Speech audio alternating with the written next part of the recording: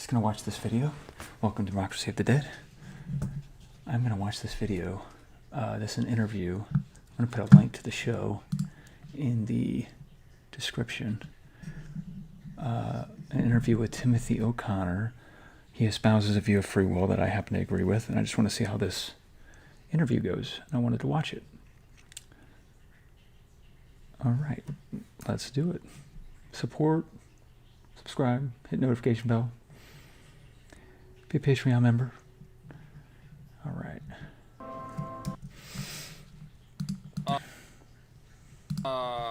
We've been on a little bit of a free will binge lately. We had Sean Nichols, a philosopher, on a few weeks ago and talked about free will.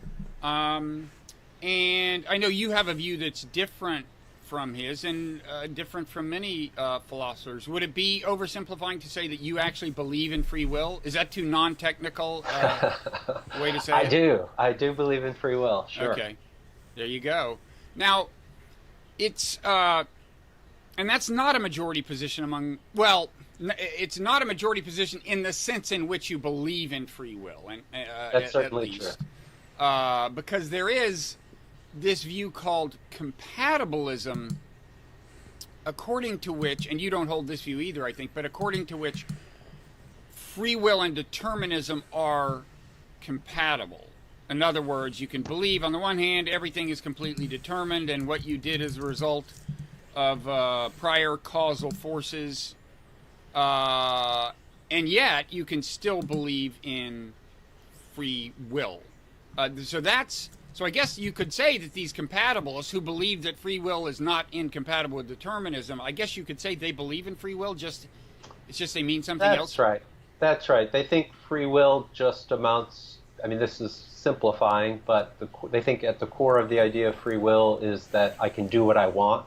Yeah. And go see our R.C. Sproul videos. It's exactly what we went over.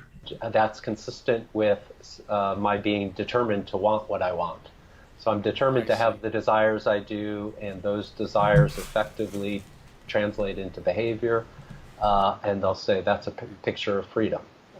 Yeah. Of course, that's not what most people actually have in mind. I mean, most people don't think about it in a philosophical way, but if you walk up to somebody and say, do you feel that, I don't know, don't most people, isn't the intuition that people, when they make a choice, it was not inevitable which choice they would make, right? Isn't that the intuition people have about free will?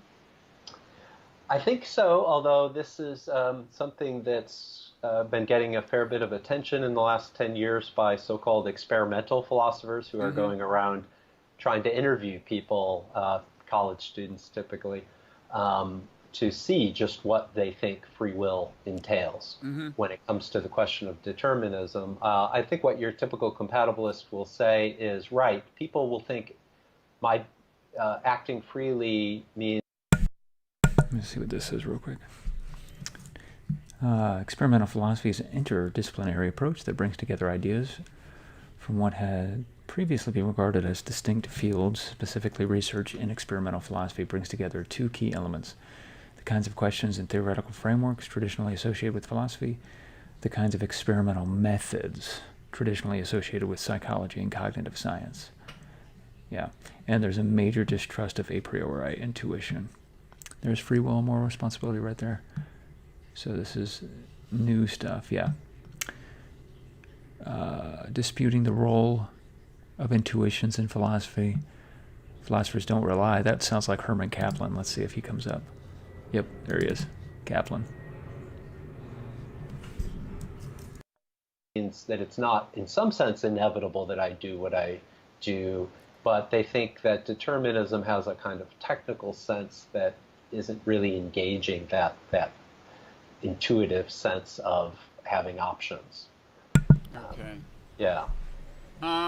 So in any event, sorry. I was just going to say, and you get conflicting reports from people like Sean Nichols, who've done these studies about whether or not the folk untainted by philosophy or other kinds of theoretical frameworks tend to think that free will and determinism are compatible or not. Okay. highly disputed right now. Okay, I'm guess my money is still on not on them not when pressed really thinking that they're that they would think it's incompatible. That would be my guess, That's but I haven't done the experiments. the common So sense anyway, position. that's not the sense in which you believe in free will. You are part of what's called the libertarian school. Is that right? In other words, Yes. which I guess I take to mean free will in a more traditional sense of the term, almost. I think that's right. Goes back to Aristotle. the Middle Ages discussion of liberum arbitrium, freedom of the will. That's right. And so that term liberty comes from that context. So you think my behavior is not ultimately determined That's right. prior? I don't think we have. It was not inevitable that I would say what I just said. But there's a version of that you don't subscribe to, which is indeterminism. And I think, or is that the term? You don't think there was just a random fluctuation that happened that wound up making the difference between what I might have said and what I did say. You don't think it was undetermined in that sense, right? That's also a school, right? Right. I don't think it's sufficient for my being free that my behavior be significantly undetermined by prior factors. But the challenge is to say positively, what do we think freedom it is to have freedom of the will, for it to be up to me, as Aristotle put it 2,500 years ago, to do what I do. So I think we end up having to explore ways in which the world could be macroscopically indeterministic, and what relevance that would have to human behavior. Right. Right. But some people just are very minimalist and think it's simply enough that I'm aware of my alternatives, and that the choice that I make as my neural system evolves over time, that it not be causally determined which choice that I make. And I think that's wrong. I think we have to have a more positive. Right. So in other words, some would say your behavior is not determined in the sense that true randomness enters the equation. So it wasn't inevitable, but some kind of source of true randomness, a real, a coin flip in the thoroughgoing sense of the word, enters the equation. And is that called indeterminism? Is that the school of thought? What's the term for that school of thought? Yeah, causal indeterminism. Causal I think indeterminism. Okay. is the term. So you're not a compatibilist, and you're not a determinist, and you're not a causal indeterminist. In other words, you actually believe in free will in the sense in which most people take that. But as you said, here is where it gets challenging to say what you mean, because the funny thing about free will is, or a funny thing, I think, is on the one hand, we tend to have the intuition that we have it, that our choices do make a difference. But on the other hand, it's much easier when you start asking yourself, okay, so like, what exactly does that look like? It's a lot easier to kind of map out and clearly conceive of a deterministic world than it is this thing called free will. Do you know what I mean? It's like, it's one thing to assert it, but then when you start trying to talk clearly about it, things get harder. Yeah, well, I think it's become more difficult for people ever since the scientific revolution, and learning to think about the physical world in sort of mechanistic and usually pretty reductionistic terms, thinking the behavior of any kind of complex system, such as a human being, is ultimately determined by the behavior of its fundamental parts and their arrangements, and everything we think we know about the physical world has it that the fundamental parts of the world are impersonal things obeying laws of motion, essentially, and so they don't exercise any kind of purposive, intelligence-guided behavior. And so then the thought is, if human behavior is just a complicated result of factors like that, then even if there's a bit of causal indeterminism involved in how it unfolds, it doesn't confer upon us any kind of direct control. So I think that the core of the idea of free will is that I control my behavior, that I exercise a kind of fundamental power of choice. And we've got this inchoate notion of it, that when we just act in the world, we think of ourselves as exercising this very basic power that we have to be guided by goals and purposes, and then to decide from among the variety of options that might have some attraction to us, which of those we should do. Right. And so what we have to do to believe that human beings have free will is to think that this intuitive idea of a power of choice really answers to something. It's a kind. And this is why the experimental philosophers attack a priori intuition, because if you can do that, then the libertarian can't rely on that at all in terms of an epistemology of how you know you have free will. It's got to be empirically verified. Intuitions do, according to the experimental philosophers. Kind of fundamental macroscopic power that human beings do, in fact, exercise, and perhaps other kinds of goal-oriented animals in some more primitive way. I was going to ask you that. I mean, I would think that not only the scientific worldview complicates our assumptions about free will, but also the theory of natural selection might, in the sense that most people would say, no, a bacterium doesn't have free will, but, you know, it's a kind of seamless chain in some sense from bacterium to us. So I was gonna ask, like, at what point would you posit that free will enters the picture? Good. So I think it would be surprising if human beings exercise some kind of fundamental power of choice and other higher primates don't.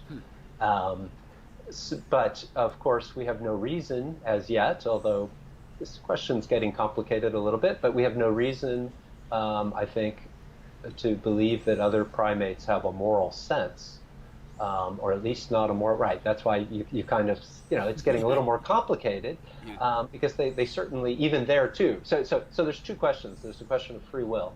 Then there's the question of moral responsibility for behavior that we think presupposes free will. Right. And this gets into John Martin Fisher. He's a semi-compatibilist, which means he doesn't think free will and determinism are compatible, but he thinks determinism and moral responsibility are compatible. So you could think that free will extends further down our genetic ancestry, but perhaps not moral responsibility, because you lack the certain cognitive aspects of moral responsibility and awareness of moral phenomena, of the moral salience of certain kinds of behaviors. So respecting that there are these two different questions, but just focusing on the core notion of freedom just as a power to make choices, I think we exercise that, or at least we appear to. It's ultimately an empirical question. And so I think it likely, given what we know about our embeddedness in the evolutionary history of life, to think that other animals do too. I mean, of course, people do have, there are thresholds that our species cross that no other species crossed. I mean, we have a kind of a self-awareness, and we have this complex language that allows us to talk about ourselves and talk about why we did things and so on. So, I mean, I would respect someone who said they thought it was only humans. You could make, who had free will, you could make the argument. But anyway, you're not assuming as much. I'm not assuming that. I think that it's, the details we'll get a better handle on them as time goes on. But certainly we need to, to get back. See, this makes me think of control, like with what Zach was saying, because it seems like the animals have control over their actions, but control would be necessary for free will, but not sufficient for free will. So they only have control. Where's my cat? Back to your original question, free will can't be just this magical power that pops up late in evolutionary history in just one species. It has to be something that we can see at least precursors of, right? There have to be part of the evolutionary scaffolding that gave rise to the suite. O'Connor's an emergentist, by the way. Of capacities that we do have. elements of that need to be there in order to make sense of the idea that we suddenly have this power. So I think free will in the fully orbed sense, which mature adult human beings typically enjoy it builds upon capacities that we see in other kinds of animals as well, and maybe just ratchets it up to a more sophisticated level. Okay. So we talked a little about where you fit on the landscape of opinion, of kind of academic opinion on this subject. What more can you say about your view of free will that distinguishes it from others who might say that they are libertarian, as well, libertarian in this philosophical sense, not in the political ideological sense, but what are there other things that are distinctive about your conception of free will or about your argument for it? Yes, so I have a certain kind of view about thinking about the natural world more generally and the powers that get exercised by all kinds of entities in the world, including inanimate objects. I think that the right way to think of the physical world is in terms of distinct kinds of substances or objects interacting and exercising powers. So I think electrons are a kind of fundamental entity that exercise powers in the way they interact and unfold with other kinds of subatomic particles. And ever since Hume, many philosophers have sort of fallen into this way of thinking about causality in the world as just a kind of flow of events, and that substances are just the occasion for events to interact in various ways. And I think that view, persons kind of fall out of that picture in a way, or their basic activity is not. It gets submerged in that kind of picture, and I don't think we have good reason to embrace that kind of metaphysical way of interpreting the world. So I think all kinds of objects in the world exercise powers. What's distinctive about free will is that it's a rational power. It's a goal-directed power, but it is a power of the human being, and so it's something that I do. So that question that you opened with about mere chance, randomness, I want to say, well, no, it's not. If I do something, it's not chance or randomness. It's a choice that I make in light of the goals and or desires that I have that are driving that choice. And so if that choice is undetermined, it doesn't make it any less something that I do. It just means that I could have exercised that power of choice in more than one way. So there's this big, more fundamental metaphysical divide about the nature of causality in general, and that impacts on this. And the other distinctive question, which is, I think, one of the outstanding questions in what you might call natural philosophy, is how to understand the relationship of microscopic constituents of material systems and macroscopic behavior. And I'm very firmly in the camp of those who think there's a place for a kind of top-down causality in the world that complements a kind of bottoms-up picture. I don't think it's all bottoms-up. Okay. So why don't we? This is definitely people that believe in mental causation. Pause I'll look that up while they're talking, actually. there and see if I've absorbed at least some of this. So this idea that electrons we should think of as things that have power. In other words, there's in some sense, some agency built into the physical world. Is that what you're saying? Yeah, it's a non-purposive agency. All right, look at this graph right here. This is what he's talking about. With naturalism, or only bottom-up causation, R1 and R2 just supervene on the physical states. In this case, these are reasons and mental states. He's talking about top-down, though. And top-down, you see how the diagonal, a reason or a mental state can cause a physical state. And in that case, these states would be correlated instead of related by causal connection. So it's more of a battle between these two things. The people that just think it's all bottom-up causation are going to be the kind of people that are not going to endorse O'Connor's understanding of free will. So these are useful. This is actually a really good article. The Argument from Reason and Mental Causal Drainage, a reply to Peter Van Inwagen. Van Inwagen was actually critiquing C.S. Lewis's argument from reason in Miracles. So it's kind of like a nested dialogue going on right there. See, but it's activity. Things doing things. Electrons have their negative charge, gives them the ability to repulse similarly charged particles, attract particles similarly charged. Their mass confers upon them certain kinds of powers to interact. Yeah, so it's a world of interacting things. And you contrasted that with, well, you mentioned Hume, who had this. I guess you're referring to his kind of casting doubt on the more intuitive sense of causality, in saying, like, all we ever know for sure is that this happened after that. To say that we know that B happened after A, and it may do it every single time in these kinds of circumstances, but that's not the same as saying A caused B. If you watch a movie, nothing actually in the film caused anything else. You're just running the film past the lens of the projector.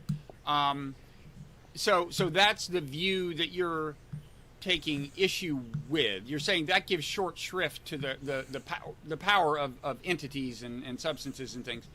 Now, I'm curious what kind of feedback you get from physicists, because that probably depends on their school of thought. But do physicists say, well, yeah, I kind of agree with Hume. I mean, an electron is just a kind of idealization that happens to pop out of the math. Do they say that, or do they say, what do they say? I think physicists and scientists more generally can be all over the map on these kind of philosophical interpretations.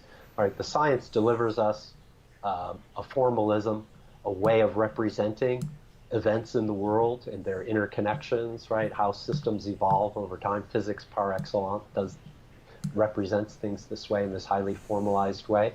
But how you then interpret that and say, what is that ultimately saying about the ultimate constituents of the world?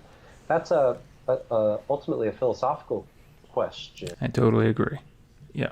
So in the interface between philosophy and science, which a lot of physicists just don't understand, is that you have the mathematical formalism that constitutes a particular theory, and then you have the physical interpretations, which may or may not be empirically accessible, of the mathematical formalism.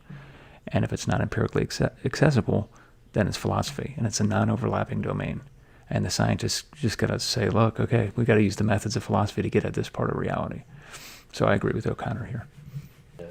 That scientists, like philosophers, have their philosophical biases. So you will find some who will say, we have no use for this notion of causality conceived as a primitive kind of bringing about relation in the world. There's just the space-time manifold, and there's just the events distributed there, and all we're doing is charting patterns through that manifold, and that's it. That's all of reality, a very, very spare, reductionistic way of looking at it, whereas others, I think, reject that way of interpreting the picture of the world. So I defer to the physicists when it comes to basic physical theory, but the philosophical interpretation, I don't think they have a special insight into necessarily, and it's shown by the fact that they don't all agree. They don't agree.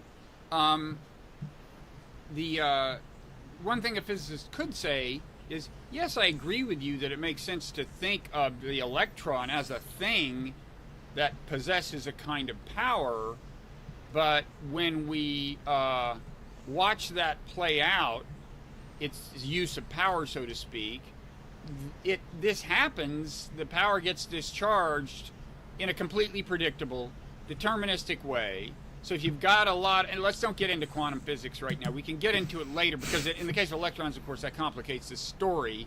Sure. Although there, the average physicist would say, to the extent that it's not determined, it's just true randomness. So that doesn't really help your story so much, right? The conventional physicist way of talking about this. Anyway, let's leave quantum physics aside and just say,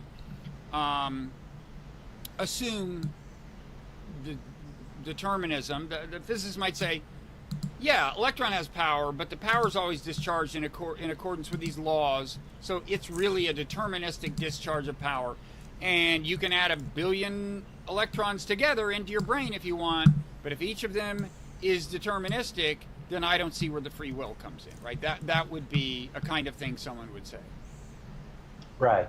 So I do think it's highly significant to the question of whether we have free will that our fundamental physics, at least as it's usually interpreted, quantum mechanics, of course, is highly contested how to understand it, but as it's usually interpreted, it is indeterministic, right? Now, and I don't think that automatically means, oh, okay, free will is thereby vindicated, but at least it opens up the space for the possibility of behavior that's not determined in the traditional Newtonian sort of fashion. That's not determined. I just would have thought that it mainly opens the space, or at least without thinking about it further or adding something to the argument, I would have thought it mainly opens the space for the people we referred to as causal indeterminists, who believe that no, your behavior is not determined, but... I was just looking this up. This is, so for anybody who thinks that quantum mechanics is just necessarily a rebutting defeater towards causality, this guy, John Leslie, Section 3, is all about quantum mechanics and the regularity between states view, which is a theory of causation. So that's interesting. It's just random to the extent that it's not determined.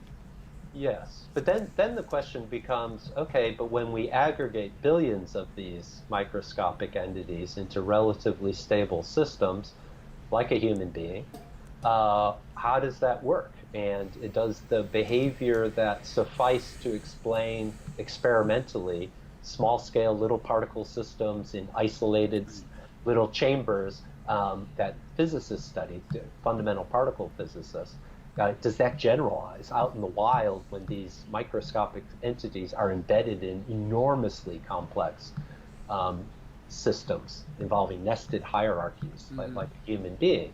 Or do at various junctures top-down influences start to play a role? This is something that scientists themselves argue very strongly on either side. There are a number of scientists who have no particular aim of defending human free will, but who want to say that when it comes to complex systems behavior in general, all right, you need to really understand the behavior of the system. It's not enough to understand the characteristic behavior of the particles that compose the system, that there are new patterns of activity that take place under certain controlled contexts. So this is emergentism, or yes, the view that there is such thing as emergent properties. That's right.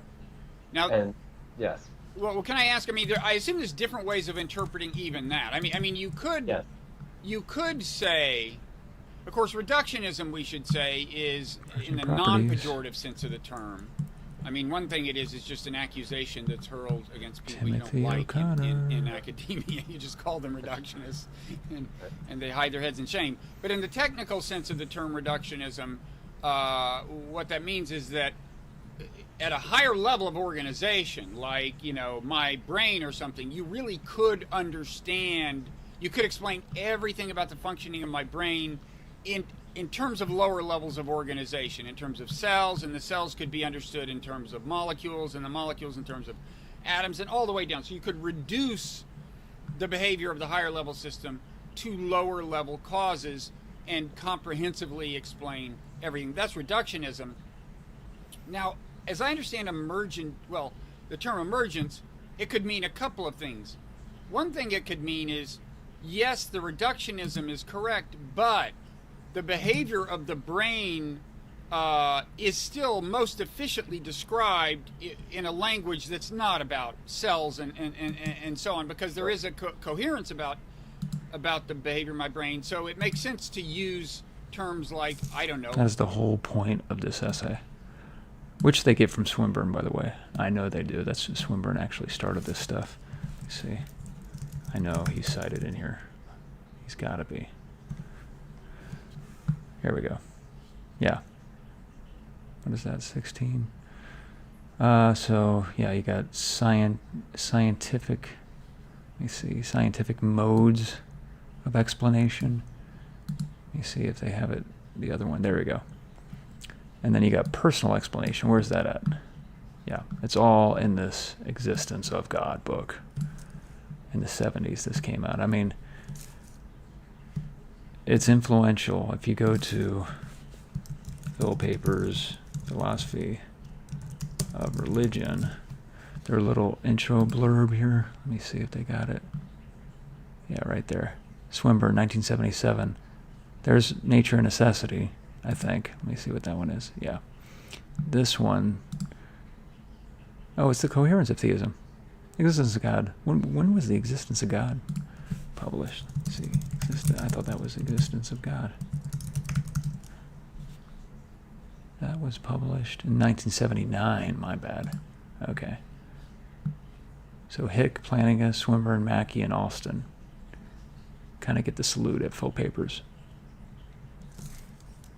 Like whether it's thoughts or synapses, whatever, something other than like electrons or subatomic particles.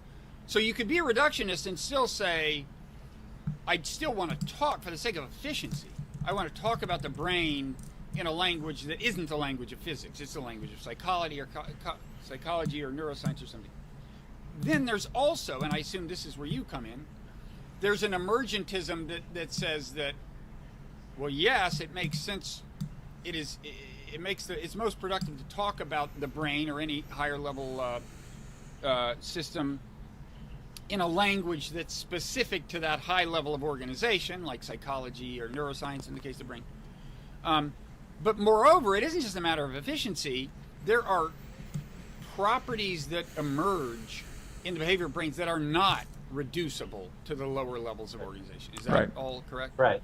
Yes. No, that's very helpful. Right. There's you might say a weak understanding of emergence, whereby it just means it just so happens that there are interesting, as you put it, shorthand styles of explanation that you can give in macroscopic terms, but ultimately everything is fixed by the underlying microphysics, just writ large. Right. But because we have computational limits, we can't track billions of particles at the same time and do the math, right? It would take a virtually unlimited mind to be able to do that. But in principle, if you didn't have the computational limits that we had, you could just do it all. You could explain everything that happens in terms of microscopic behavior, and the high-level behavior would just fall out of that Right. microscopic behavior. Whereas, and I admit, yeah, that's a possible view one can have. I don't think we have good evidence to think that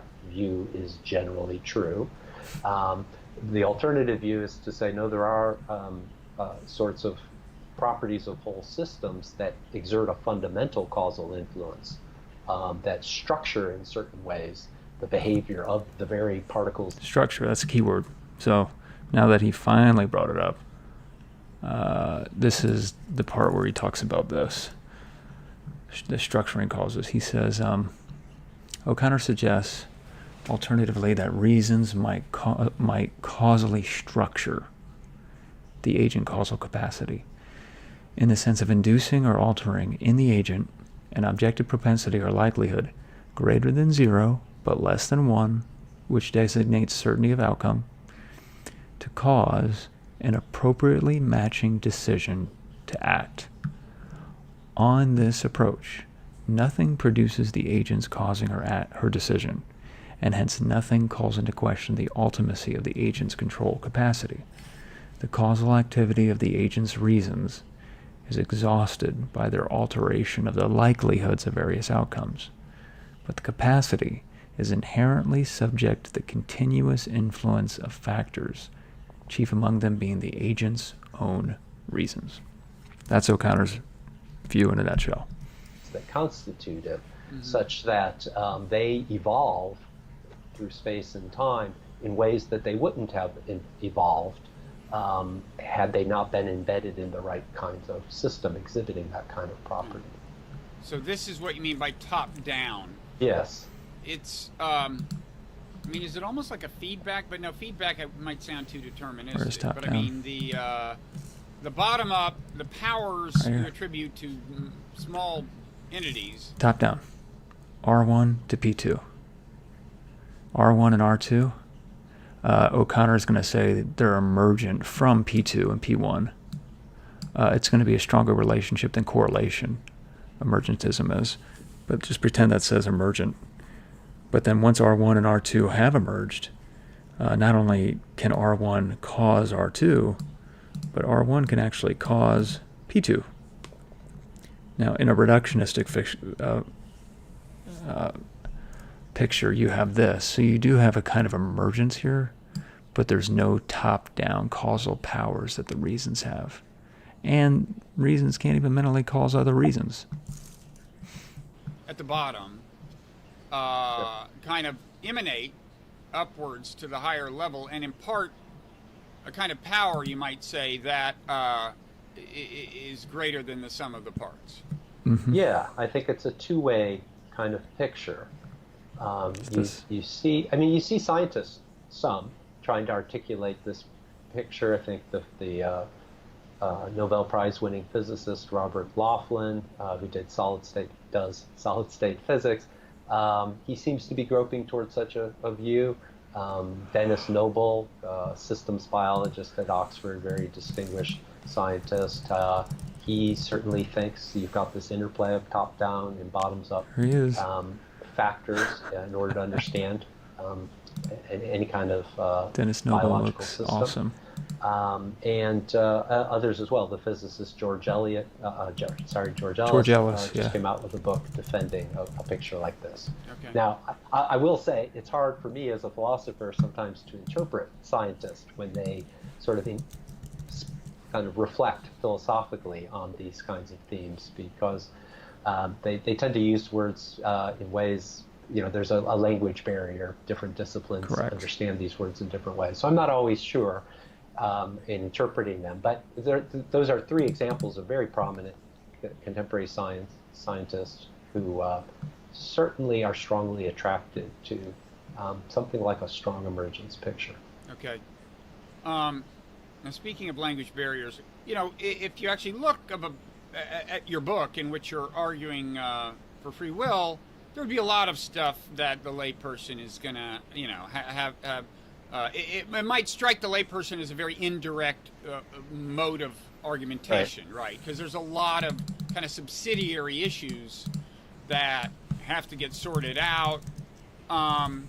Is there a way of, beyond what you've already said, which has given us a sense of your view and even your argument, is there a way of further describing in a way that's accessible to a layperson what your kind of mode of attack is, so to speak?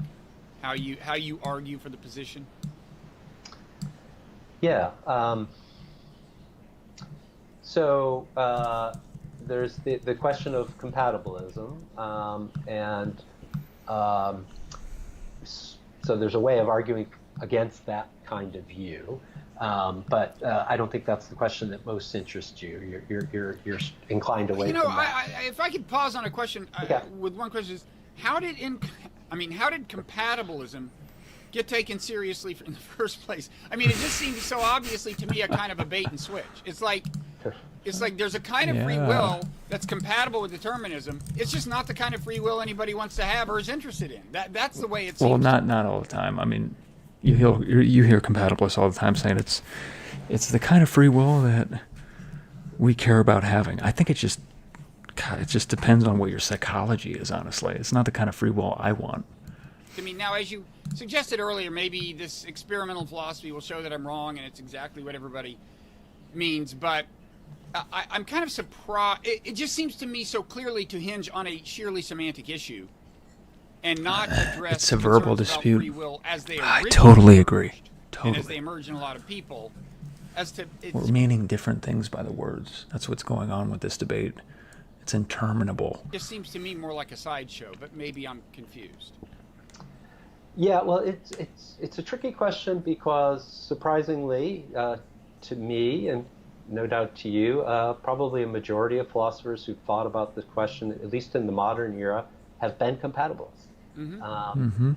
And certainly there have been many very distinguished defenses of compatibilism. And the question is why, and are they really thinking about the idea of free will in the original sort of intuitive sense. Sometimes I do wonder about that. There tends to be a correlation, I think, between being a compatibilist and having a somewhat deflationary view about what it is for a human being to be morally responsible for her behavior. Right. So it may be that, under the pressure of a certain kind of worldview, that to some people, I dispute this, but to many people, they think that human behavior is determined, effectively speaking, is very likely true. If you think that, but it's very difficult to give up. Are we to give up the idea that human beings bear any moral responsibility for their behavior, right? So maybe under the pressure of those two things, you're going to look for a way of reconciling them. But this is... Okay, so it's a way to seem to reconcile determinism with moral responsibility. Yeah. Okay. So, sorry, I interrupted you. Back to where you were heading. You were going to move on beyond compatibilism and talk about your approach to this argument. Yeah. So, my approach is to take our naive self-conception seriously as a starting point. I agree. And then try to bring that into conversation with all the things we're learning in the sciences. That's awesome. So we start with the idea that, we are purposive beings. We are usually aware of the purposes that are guiding our own behavior. We deliberate, we make choices. It seems to us that there are a variety of things we might do on any given occasion, and it's up to us to decide. Of course, much of our behavior is sort of automatic behavior that we just kind of go about normal routine behavior, and I don't think we're making indeterministic choices on those occasions. But when we stop to reflect and we feel the pull of acting in a variety of possible ways, then it seems to us that we do exercise the power of choice, and we could just as easily have chosen otherwise. Okay, so I take that naive stance at face value, and then I ask, is there any reason to call that into question? And it seems to me that the reasons people have for calling that into question are just not compelling reasons. There's the old reason going all the way back to Newton's physics. Well, the physical world is deterministic, therefore human behavior must be determined. But I take it that the change in physics over the last 100+ years makes that no longer a compelling argument. There's the view that, well, even if there's indeterminism at a microscopic level, once we get to stable physical objects of the kind you can observe, nobody thinks it's an open question which way the rock's going to fall once a certain force is exerted on it, and that's true. So a lot of complicated physical objects exhibit, you might say, quasi-deterministic behavior. You can still use Newton's physics in a lot of contexts and get very precise predictions about behavior with no surprises. That's true. But we never thought, naively, we never thought rocks were like human beings. We don't think rocks are goal-driven beings that often find themselves with conflicting desires and needing to make choices about the sort of path they want to follow, and ultimately maybe the kind of person they want to become as they follow certain paths and not others. So we are distinctive that way. We share with animals a kind of other animals a kind of goal-directed behavior, and then we have this further, as you noted, we perhaps uniquely have this capacity to sit back and reflect. We're aware of ourselves as selves, and we're also aware. We can also reflect on the kinds of motivations that move us, and I can ask myself, do I want to be the sort of person that typically does this sort of thing? I can engage in certain kinds of self-intervention and say, no, actually maybe I'd rather be this kind of person for whatever reason, and try to begin to change my own characteristic patterns of behavior. So there's all these distinctives of us, or at least enhancements of kinds of capacities that we see in more rudimentary form in the animals, these distinctives seem very relevant to the question of whether our behavior is determined or not. They seem I precisely. totally agree. It is, in my view, unfortunate. Look at this.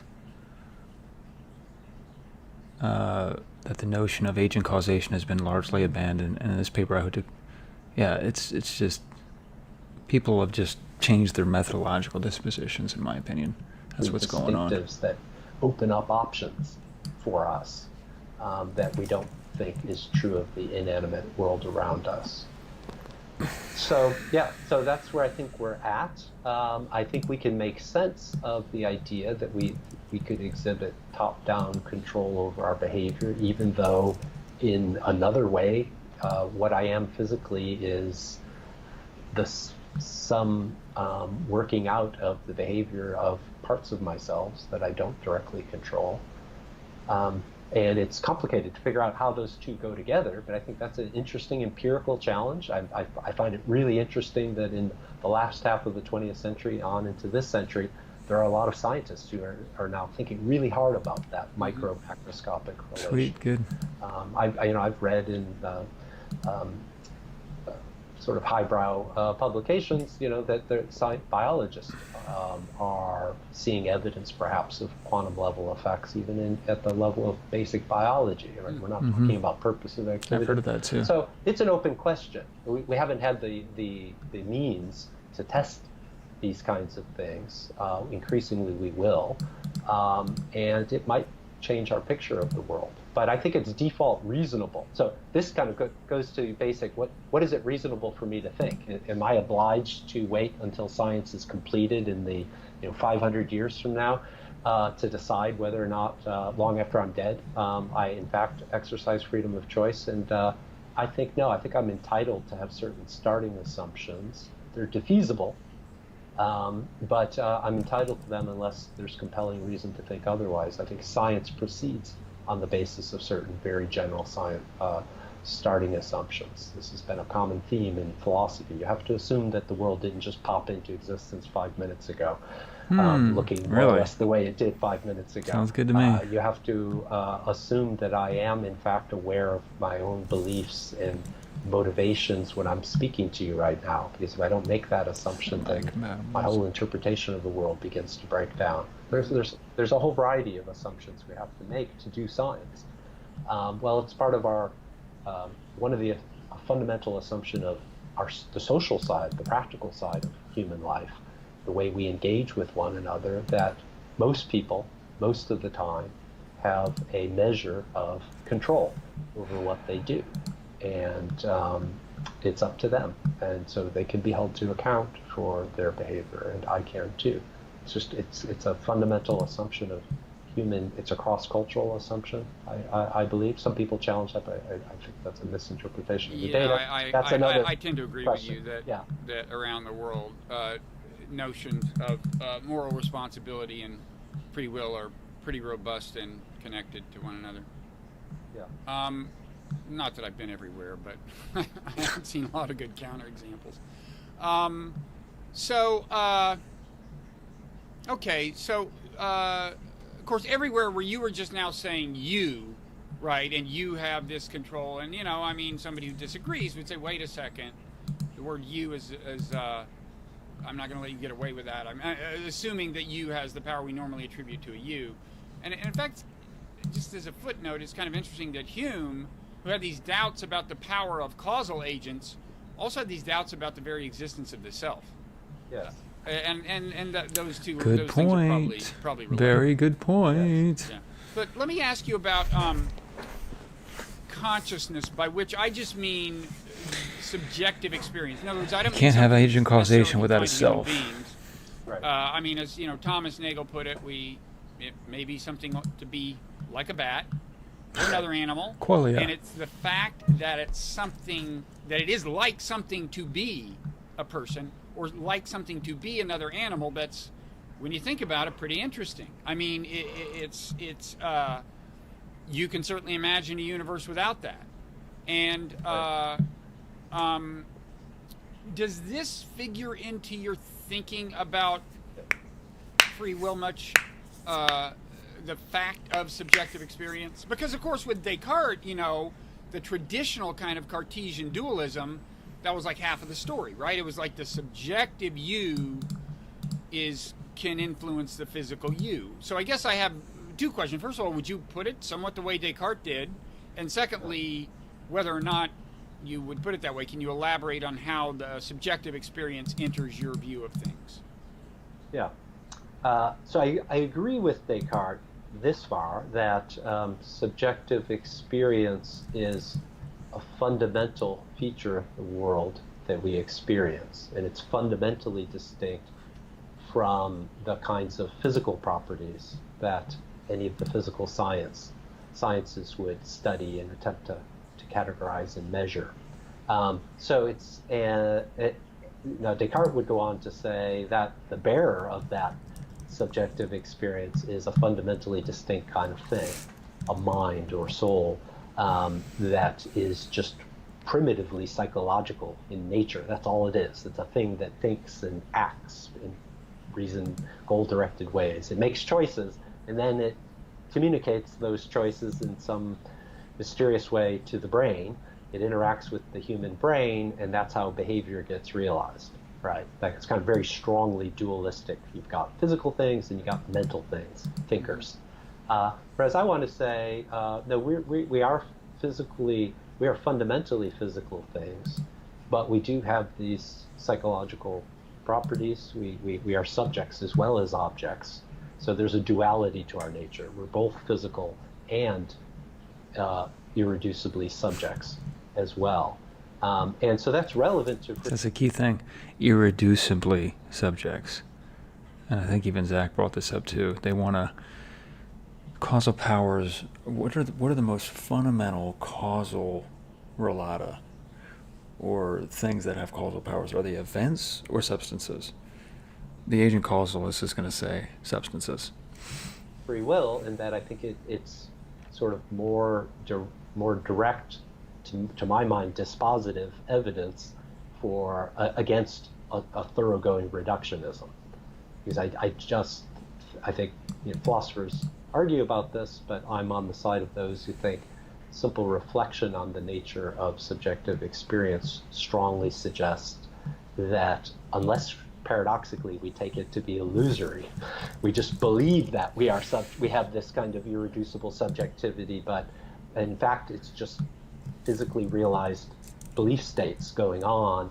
And this is a kind of view I take seriously, but I should say, I take a little bit seriously. I think it's the best thing for the materialist to say, right, we're subject, we have this strong disposition to believe of ourselves, that not only are we aware of the world around us, we're aware of the very states by means of which, the psychological but have you ever met someone who was making that argument and said to them, is it like something to be you, and had them say no?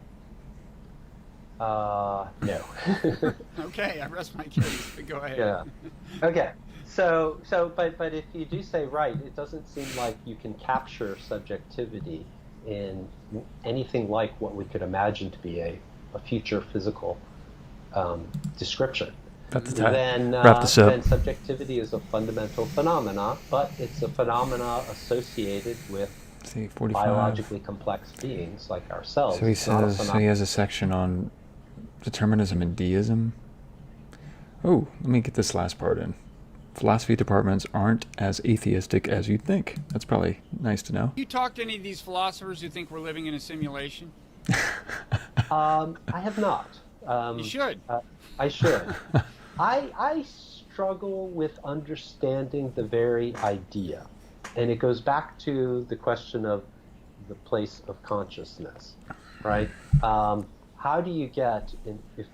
I don't know whether the idea that that my subjectivity is an irreducible feature is consistent with this simulation idea, because the simulation is just a kind of abstract representation, right? A computational representation or something. I struggle with that idea. So I think it may be that you have to have a kind of deflationary view about consciousness to make sense of that idea. Well, you do have, the simulation theory would probably be compatible with something like this, right? Let me see. Our favorite, because they're hanging a lot on this qualia thing. So I guess this would be the next Is there no PDF of this? Seriously? Well, anyway. This is called Quine's Qualia.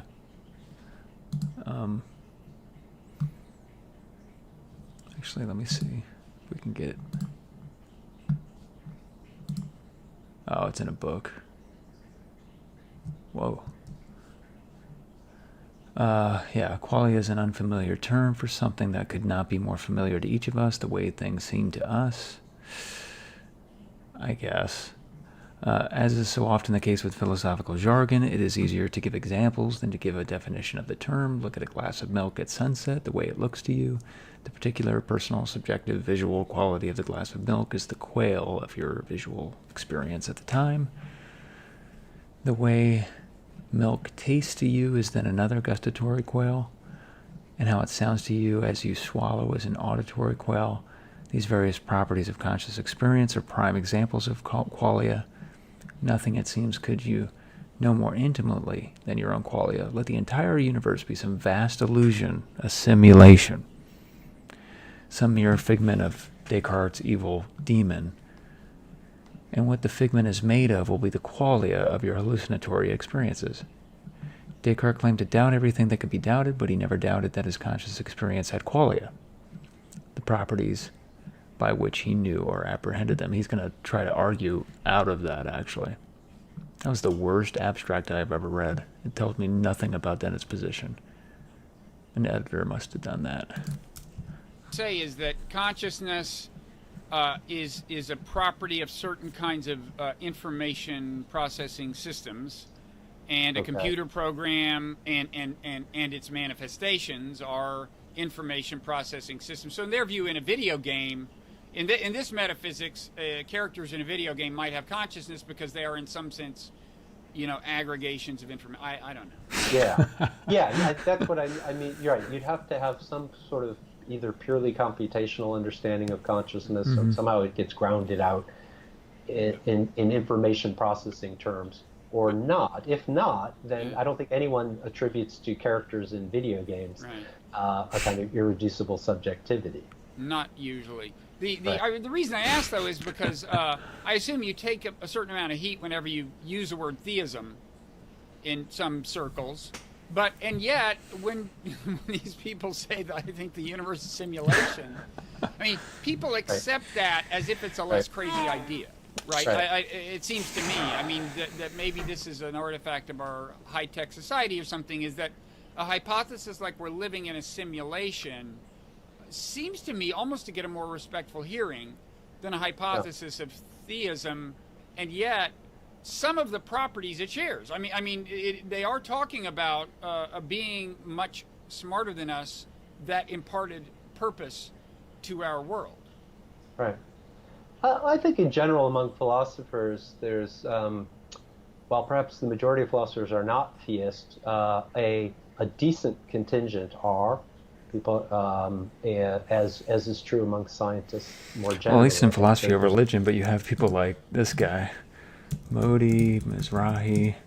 He's at the Florida Institute of Technology. He has this one essay that's pretty funny. Let me see if I can find it. He does not like theism. Or Christian theism, I should say. This is one of his earlier arguments, or earlier essays. Where is that at? God, he writes stuff all the time. This guy's CV is huge. I know it's in here.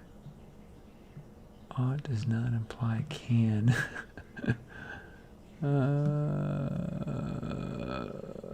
He goes after Chalmers here. Wow, this guy has 84 essays. This is insane.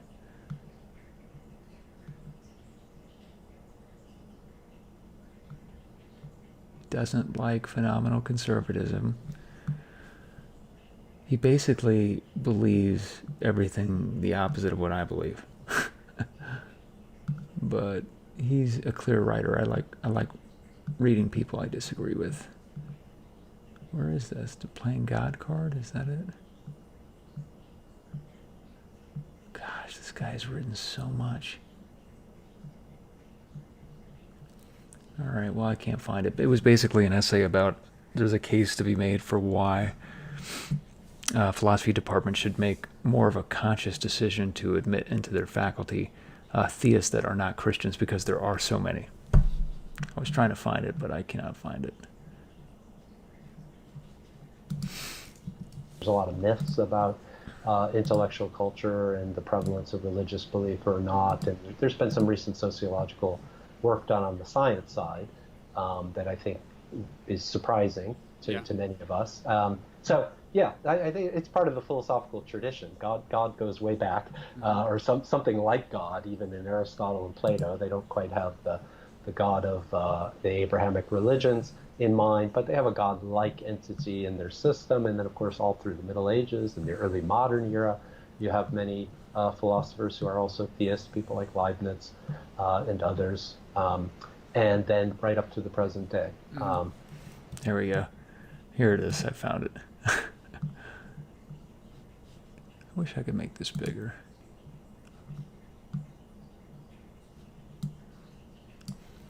In this paper, I argue that if the overrepresentation of Christian theists in analytic philosophy of religion is unhealthy for the field, since they would be too much influenced by prior beliefs when evaluating religious arguments, then a first step toward a potential remedy is this. Analytic philosophers of religion need to restructure their analytical tasks. For one way to mitigate the effects of confirmation bias, which may be influencing how analytic philosophers of religion evaluate arguments in analytic philosophy of religion, is to consider other points of view. Applied to APR, this means considering religious beliefs, questions, and arguments couched in non-Christian terms. In this paper, I focus on Islam in particular. My aim is to show that Islam is a fertile ground of philosophical questions and arguments for analytic philosophers of religion to engage with. Engaging with questions and arguments couched in non-Christian terms would help make work in APR more diverse and inclusive of religions other than Christianity, which in turn would also be a first step toward attracting non-Christians to analytic philosophy of religion. So, I mean, the assumption behind why this paper needed to be written is that there are a lot of analytic philosophers of religion that are Christians. So that's what I was trying to find. We're almost done. So, but it's true that some would dismiss it. So it just depends on who you're talking to. Uh-huh. There's different subcultures within the academic, broader Can it be academic cured? culture. And are some of these philosophers? I mean, some I'm sure are religious in the context of some specific religious tradition. Are some of them just kind of generic theists? In other words, they just buy the argument intellectually that there must have been something, but it doesn't enter their lives in a traditionally religious way.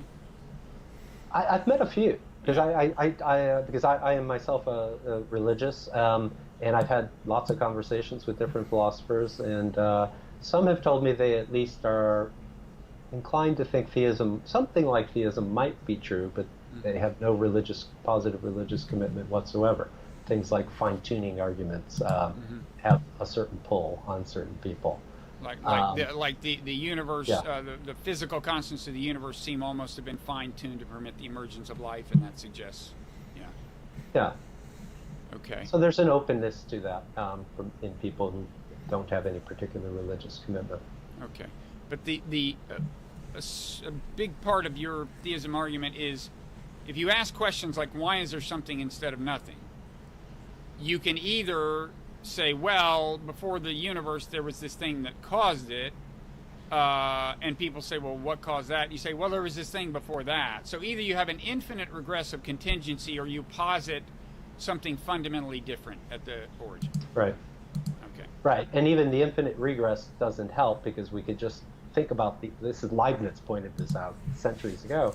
We could think about the infinite sequence of one thing giving rise to another without a beginning, and say, yeah, but why that beginningless reality rather than some alternative beginningless reality that looks different or nothing at all?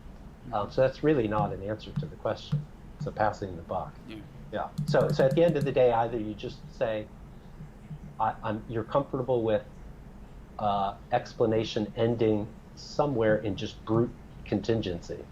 It just was this way fundamentally, or at the beginning, and there's no explanation of it. It just was. or you're going to end up moving in the direction of a kind of theism or pantheism or something like that. Yeah. Okay. All right. Well, thank you. Let me mention the names of your book again, or the names of your books again: Persons and Causes: The Metaphysics of Free Will, and Theism and Ultimate Explanation: The Necessary Shape of Contingency. Thanks so much for taking the time. I hope you do wind up liking Baylor. Okay. All right, that's it.